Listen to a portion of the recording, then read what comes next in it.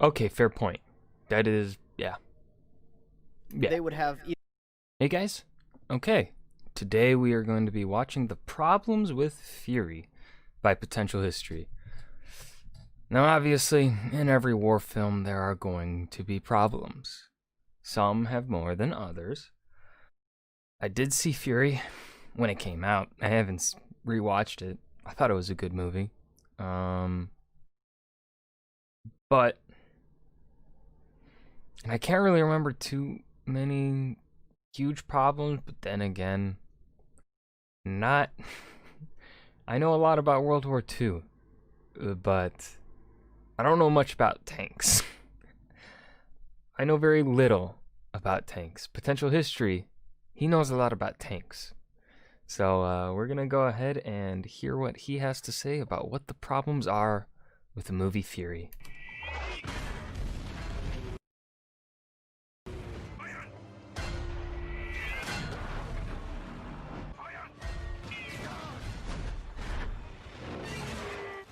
Oh, baby, a triple! Hi, my name's Johnny, and today I want to talk about the biggest topic on World War II message boards in 2014. No. Wait. The movie's that old? It was 2014 when it came out? That's 6 years ago, man. 6 fucking years. That's a long time. No, not that one, no. No. I Tron. want to talk through the tiger ambush scene from the movie Fury, and point out a few things that didn't quite sit right with me. And just a disclaimer before I start this, I don't hate the movie. I actually really liked it and liked what it was trying to do.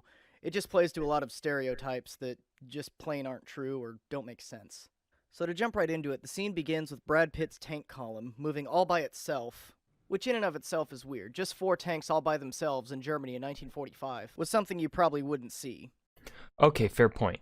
That is, yeah. They would have either more tanks with them or some kind of accompanying infantry. But anyways, the ambush begins with the trailing tank being hit by a German 88mm shell from a Tiger. Now, although these kind of ambushes did happen, this is not how they would go down.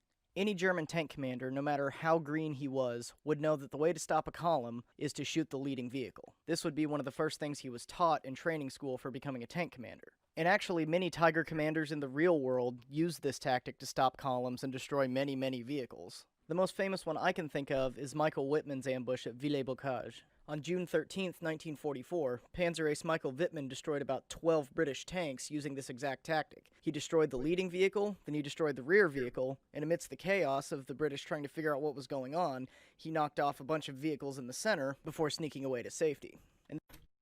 Dang. Yeah, I guess because if you hit the lead vehicle, then the obviously vehicles. I don't know if tanks back then moved slower in reverse. I don't know if there was a difference between their reverse and forward in speed relation to their speed. But you hit the front tank, they have to then back up. And a tank already has low visibility even to the front, I think. I'm probably wrong. Please correct me. I'm just guessing here. Guessing off of snippets I've seen, like in video games and in movies, of course. So my information is possibly wrong here. But reversing is going to be a pain. And then you hit the rear vehicle second. Bam! You're not. Now all the center vehicles are trapped. And they have to maneuver out, and that's going to slow them down by a lot. Gives the enemy tanker more time to reload and pick off more of the other tanks. This tactic as a whole is excellent for defending armies. Cut them off at the front so they can't move, cut them off at the back so they can't retreat, and then while they're looking around for you in the midst of the chaos, kill as many of them as you can. And this is something that a German tank commander in 1945 should have known. The second issue with this choice of target is that Fury should have stuck out like a sore thumb to this German tank commander. If you look at the guns of the 4 American tanks, Fury is the only tank with the long-barreled 76mm gun, which is a much more powerful gun than the short 75 that the other tanks sport. And German commanders were very keenly aware that this gun was a whole lot more deadly to them than the other ones, often going out of their way to kill tanks like this one and the British Firefly before they killed the other ones, knowing that they were more of a risk.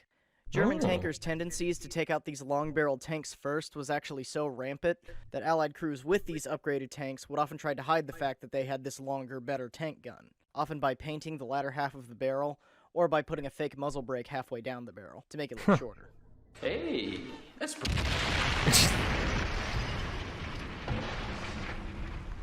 Now what the Americans do next makes complete sense. Turn to face the enemy so that the thickest part of your armor is facing him, throw smoke in his face so he can't see, and try to figure out where he's at. What doesn't make sense, though, is them trying to close the gap and get closer to it as if they need to. As I said previously, Fury has an upgraded 76mm gun. A gun that should be more than capable of punching through the Tiger's frontal armor within about 400 yards. But instead, the movie acts like they all have short 75 guns and need to close the gap. Which that in and of itself isn't inaccurate. I have heard of Army field manuals saying that if tanks are within 300 to 400 yards of a target, no, they can't kill it, but no, they can if they get closer, to charge. But that's just simply not needed in this scenario. It'd be better for the 75mm Shermans to not do anything and have the 76 take the Tiger out. Now after this, we do get a close-up of the enemy tank, and it is a real Tiger 1. It's actually Tiger 131 from the Tank Museum in Bovington, and I think it's really awesome that it made it into the movie, and we finally have a World War II movie with an actual, real, functioning Tiger.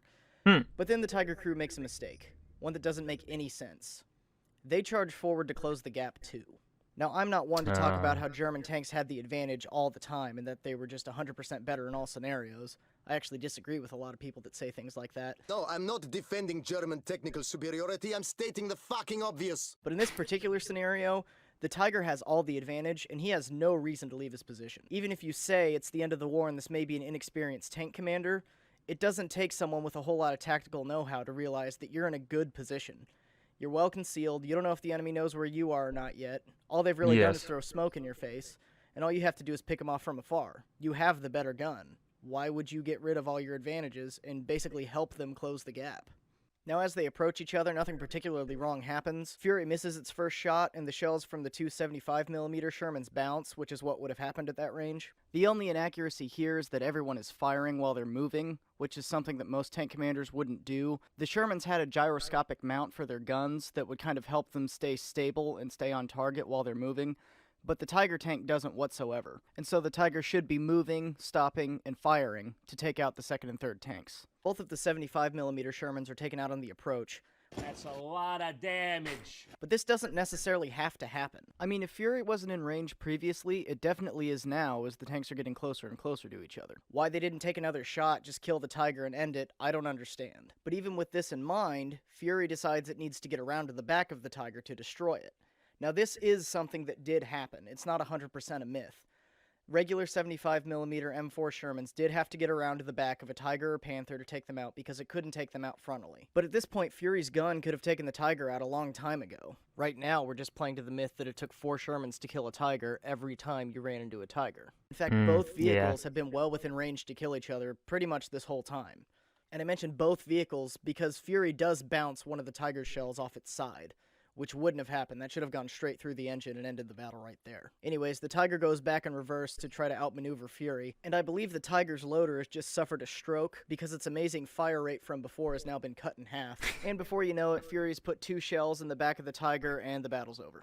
Now, I think the thing that overall hurts this scene the most is the writers subscribing to too many myths about tank combat in World War II. The first one being that it took 5 Shermans to kill a cat, a Tiger or a Panther. Although there may have been scenarios where this took place, the smallest tank unit you would ever find on the Western Front, in an American unit, that is 5 tanks. That's a tank platoon. To quote Nicholas Moran, "You're not going to say, oh, it's only a Sturmgeschütz. Hey, Joe, we don't need you in your body."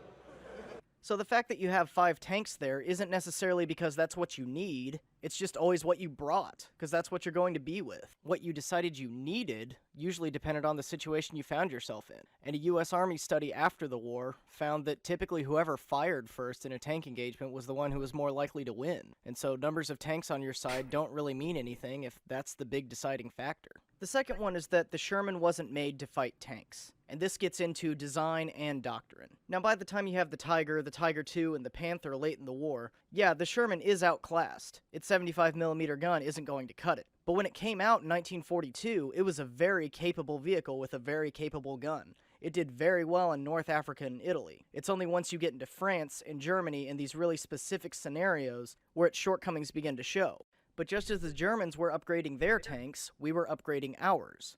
We were putting things like the long 76mm gun into tanks, making the Easy-8. And we were also developing and bringing new tanks like the M26 Pershing, which was a direct response to the Tiger and Panther that we had run into in Europe. The idea that we just told American tankers, hey, here's something that's not that great, go have fun and die just to win the war, just simply isn't true.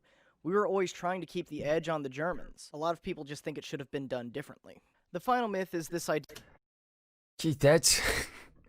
A lot of people think it should have been done differently. That's hindsight, or well, people putting their I'm trying to think of the proper way to put this. People putting their modern views, their modern understandings of, I guess, World War II, their modern understandings of how war is fought today and whatnot. They're not really thinking of it in the context of the time, the context of the resources available, and the workforce, etc., the labor, the capital, all of that went into producing the weapons of war. And so they always, they kind of forget that. That's one of the things that needs to be remembered, right?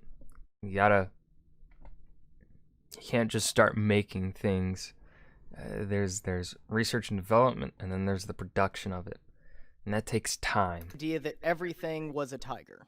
I'm not doubting that tiger phobia was real. I mean, the thing that you're most scared of is the thing you're going to be looking out the most for to run into. But to be honest, these big cats, Tiger 1, Tiger 2, Panther, Germany didn't make that many of them, especially compared to how many tanks we made. The bulk of German armored units were made up of Panzer IVs, Sturmgeschützes, things like that. To run into a Tiger, a Panther, or a Tiger II didn't happen as often as people lead on or as often as we think. That's something that showed up in the collective consciousness after the war, once we started studying it and becoming so interested with these German tanks. I'm not saying it didn't happen, I'm just saying it didn't happen as often as people lead on, or as often as people think.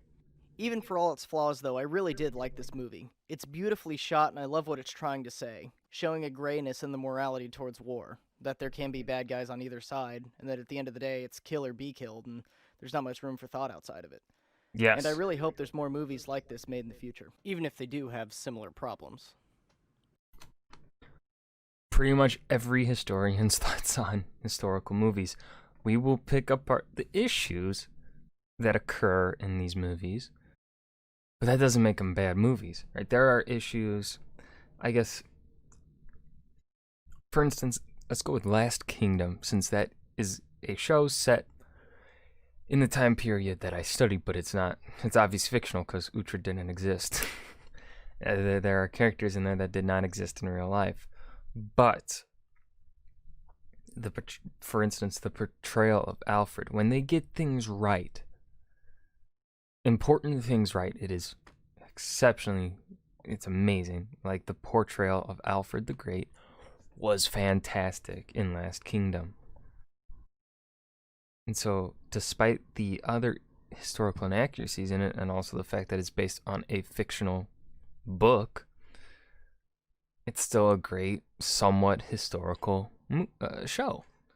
Somewhat historical, right? Got to make sure that distinction is known. And then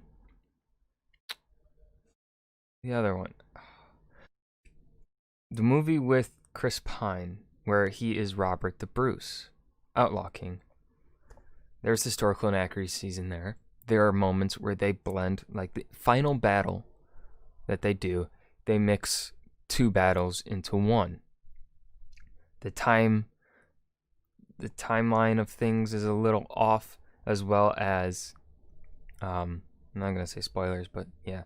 Anyways, it's a good movie. It has historical inaccuracies in it, but it's still a really good historical movie because it still gets a lot of things right.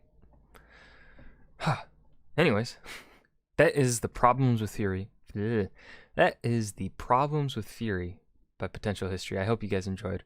Remember to leave a suggestion about... I can't speak. Remember to leave a suggestion down below as to what you'd like to see me react to next. As always, thank you guys for watching. I'll see you guys next time. Thank you.